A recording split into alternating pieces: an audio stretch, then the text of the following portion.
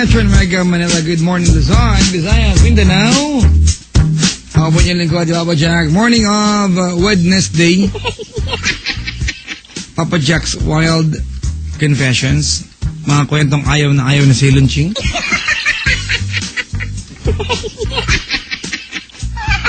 Na pinagpupuyatan ni Pendaflex. Na dinidinay ni Rudolph Canlas Espejo.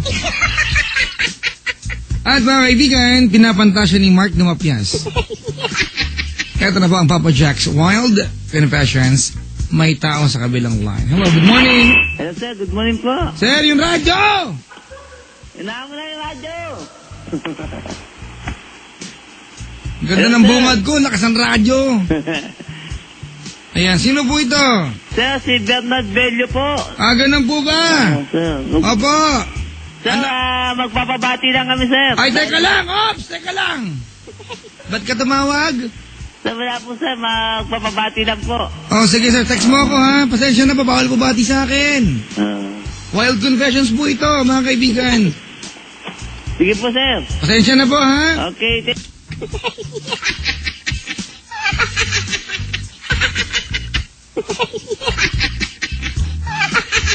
Naku talaga, mga kaibigan, si Pendaflex may kasalanan yan.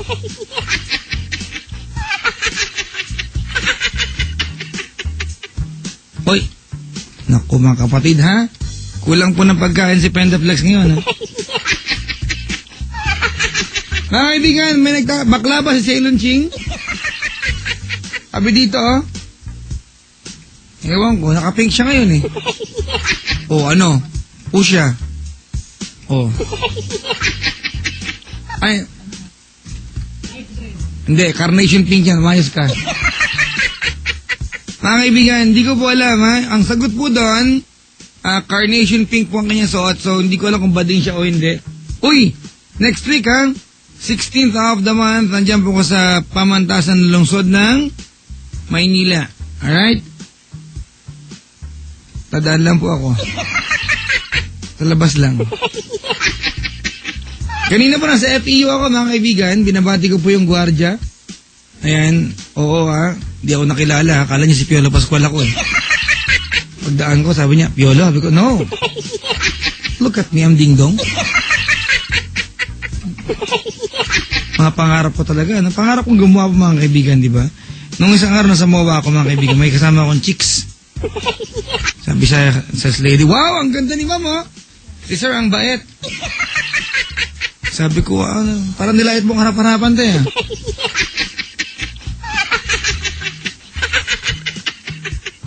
Isa po sa pinakamasaklap na maranasan ng isang tao ang magsabi ng I love you at sagutin ng thank you. Binabati ko po lahat na bastard ngayon na nagiinom, inabot ng 1:30. Good morning! Ito naman Balubag Love, Papa Jack's Wild Confessions. Kapiling po natin si Jay. Ayan ha. Jay, good morning. Good morning po. Yun, sa wakas. Babati? Hello po. Babati ka ba? Hindi po. Hindi. May radyo.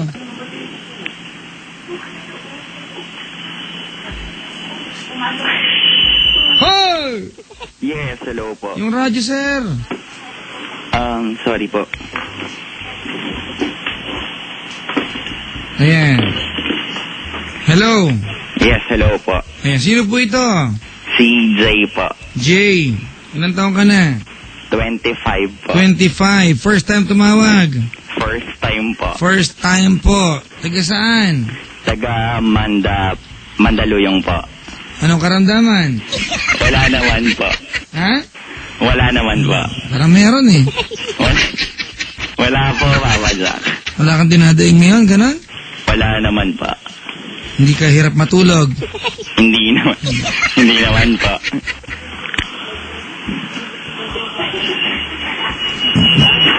Kulit mo naman pre, sabi ko. Sorry naman po. Meron sabi na. Ito na, Papa Jack. Sorry. Bating itong bulak dyan. Ayan, Jay! Po. My girlfriend? Searching. Wow! Hayop sagot ha? Pang showbiz?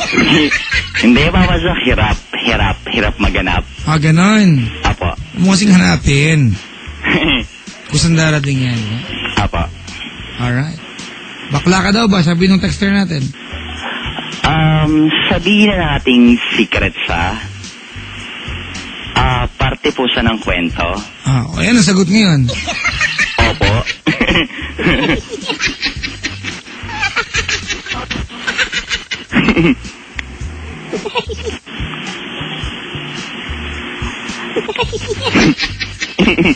Teka lang, may pinapaayos ako dito. May chick sa harap ko eh. Matitikman ba sa saras? Ano sabi mo? Saras. Kala ko ba sinabi ka, jojombagin sana kita eh. Ayos lang. Alright, Jay. Po. May kwento kang gusto kong share sa amin. Meron po. Alright. Ano kaya mararamdaman mo sa katapusan ng kwento? Hindi po natin alam kung ano po yung pwede ko maramdaman after all. After all. Yeah. Kanta. Hindi. Pwede na po bang simulan yung kwento? Sige, okay na yan, ha? Apo. Sige. Ano muna, ha? Diyan ka muna, magkwento ka. Mag-CR lang ako, ha? Naiihi ako, eh. Sige, tsagain ko na to, mga kaibigan. Anong ginagawa ni Jay sa buhay? Call center agent po ako. Wow, sample! Kailangan pa ba yun? Hindi. Joke lang. Hindi. Call center agent po. Ganun. Magkakwenta na po ba? Well, wala ka. Sige po. Papa Jack, ganito po kasi yun. Tipong nayaya lang. Okay. Tapos, meron pong, kasi, lagi ko po siya nakikita na guy, which is parang feeling ko, alam mo po yung tipo na gusto ko po siya makilala. Hindi ko alam yan, pero sige, kwento mo yan. Sige. Hindi. Gusto ko po siya makilala that time. Tapos, niyaya po ko ng kaibigan. And then, nagkainuman. Pre, may kaboses ka. Ano pa? Sabi mo nga, Soko. Sabi mo. Gas Abel, gas po ba? Sabi mo muna. Soko. Trip po. Trip. Nababalord.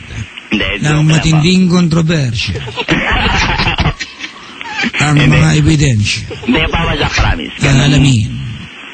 Dito lamang sa Subo. Love radio. Hindi, ganito po yung Papa Jack. Sobrang trip ko na po yung guy na yun. Sabi ko na po na, bading ako. Yeah, pero, good. Maming ka rin, ha? Apo. Wala naman pong problema sa pagiging bading tama. Tama.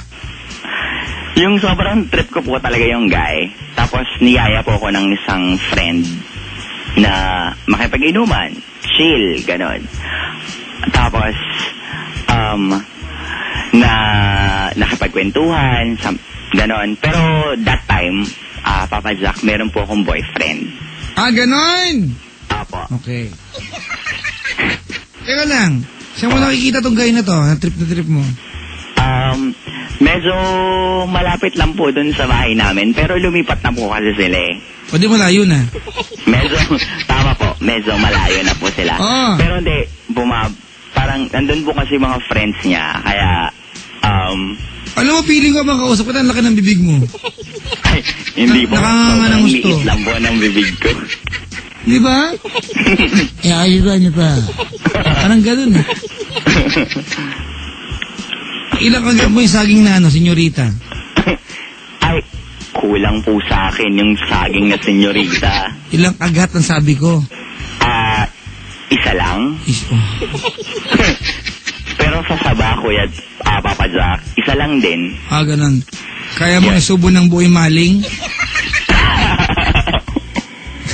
Hindi naman po. Hindi naman po. Ceylon! Ewan ko lang, kaya ba ni Ceylon isubo ng buhay maling? Ceylon! Kaya bang isubo ng buhay maling? Hindi, babasa hanggang ano lang ako eh. Hanggang ligo sardines lang po. Ay, talaga pinaktis mo pre. Hindi, ganun po. ituloy ko na po ng medyo smooth. Dumating po yung time na medyo lasing na po kami. Oh. Tapos po, medyo, parang nagkaka-intindihan na po kami noon that time. Tapos sabi ko po sa kanya, samahan niya po akong bumili ng pagkain sa labas. Ayan. Nung time po na yun, meron po siyang dalang, sabihin na po natin hindi po masyado nakakasosyal na sasakyan. Okay, sabihin natin, paano yun? 1, 2, 3. Hindi nakakasosyal na... Hindi po masyadong nakakasosyal na sasakyan. Sabay tayo. Sabihin natin, 1, 2, 3. Hindi nakakasosyal na sasakyan. Ayan. Okay, sabihin natin. Bisikleta. Bisikleta in short. Ganun po. Bitek. Tama. Bisikleta. Kasabay ko po siya. Nakakatawa kasi kasabay ko siya habang nagpipidal siya. Kasabay ko po siya naglalakad. Tapos, bigla ko po siyang tinanong. Sabi ko po sino nakabike? Ikaw? Po. Sino nakabike? Siya po. Kung ano ka, mamahal ng bisikleta ngayon, ha? Medyo high class naman po yung dala-dala niya. Ano? Hindi naman po kasi ako masyadong particular doon sa, pero parang para sa akin, mountain bike po ata yung type ng dala-dala niya. Hindi naman po yung parang pambata, pero yung parang pero pang adult na po yung dala niya eh. Gulo mo kausap, pre. Hindi. Parang buhok sa puson ko, ha? Buhol-buhol. Sorry naman po. No, pero yun po, that time, tinanong ko po siya, sabi ko po sa kanya, meron ka bang pasok bukas? May nag-text dito. Ano po? Sabi, Papa Jack, hindi malaki yung bibig ng collar, maluwag yung lalamunan. Hindi, Papa Jack, pakisabi na lang po, sobrang luwag na. Joke. Yun po. Nung tinanong ko po sa kanya kung meron po siyang pasok kinabukasan, sabi niya wala naman. Meron po kaming pinuntahan sa may Santa Mesa. Na nakabike? Nakakatawang isipin. Nakabike siya. O sige, teka lang. Iisipin ko muna. Hindi. Nakakatawang isipin, Papa Jack, kasi nakabike siya. Ako naka-jeep. Katsipan, di ba?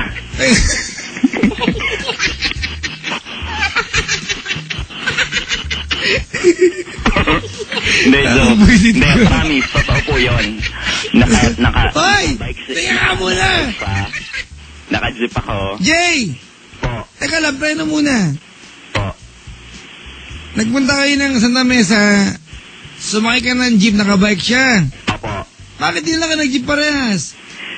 Dala-dala niya nga po kasi yung bike niya. Ayaw niya pong iwanan. Parang feeling ko meron dong pag-ibig sa bike na yun eh. Yan po.